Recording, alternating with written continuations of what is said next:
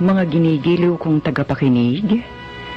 Narito na naman po kami sa pagsasadula ng mga pangyayaring lumikha ng suliranin at bagabag na humitik at naging mahalagang bahagi ng buhay. Mataos naming layunin magdulot na ikagagaan, kundi man tuluyang ikapapawi ng hapdi at kirot, ng pagdurusa o agam-agam. Sa huli, ako po'y mag-uukol ng maikling panukala o kuro-kuro na sana'y makasiya sa may-ari ng salaysay, makaaliw sa marami, at kapulutan ng aral ng ibang ang isip ay hinilam ng nanghinang kalooban at